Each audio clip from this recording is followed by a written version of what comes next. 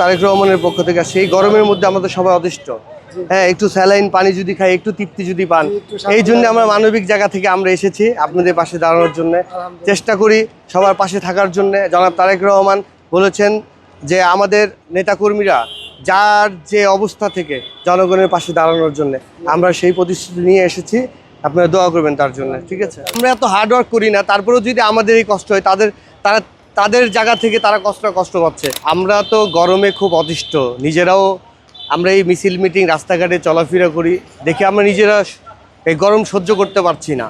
তো যখন দেখি এই যে শ্রমজীবী মানুষেরা, তখন তারা যে কষ্টটা করছে, এই কষ্টর জায়গা থেকে কালকে আমার চিন্তা করলাম যে আসলে আমাদের কি করা যায় এখন এই গরমের মধ্যে থেকে কী করা যায়। তখন চিন্তা করলাম যে আমরা যদি একটু স্যালাইন পানি জুস নিয়ে যদি এই শ্রমজীবী মানুষদের পাশে যদি দাঁড়াই, তারা যদি একটু খাওয়ার পরে যদি একটু শান্তি ভোগ করে, এবং আমাদের যেহেতু স্বেচ্ছাসেবক, আমরা যদি একটা সংগঠন করি স্বেচ্ছাসেবকের কাজ হচ্ছে স্বেচ্ছায় সেবা দান করা।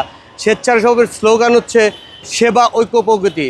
এই চিন্তা ভাবনা করে আজকে আমি কিছু জুস পানি নিয়ে এসেছি, নিয়ে এসে ফার্ম গেটে। তো এখানে দেখতেছি অনেকেই খুব কষ্ট পাচ্ছে, দেখি যে রোদের অবস্থা। তা আমরা নিজেরাও দেখেন আজকে এই কাজ করতে যে আমরা ঘেমে উঠছি, যে আমরাও কষ্ট পাচ্ছি। তো আমরা তো আসলে আমরা এত হার্ডওয়ার্ক করি না, তারপরেও যদি আমাদের এই কষ্ট হয়, তাদের জায়গা থেকে তারা কষ্ট পাচ্ছে। তো এই যে চিন্তা ভাবনা করে আমরা এগুলো নিয়ে এসেছি তাদের পাশে দাঁড়ানোর জন্য। এবং জনাব তারেক রহমান বলেছেন যে আমাদের নেতাকর্মীরা জনগণের পাশে দাঁড়ানোর জন্যে যার যে অবস্থা থেকে। তো আমি স্বেচ্ছাসেবক উত্তর পক্ষ থেকে এবং আমি ব্যক্তিগত পক্ষ থেকে, আমার নাম রুহুল আমিন সোহেল, আমার পক্ষ থেকে আমি এসেছি আমার ছোট্ট একটু উপহার নিয়ে।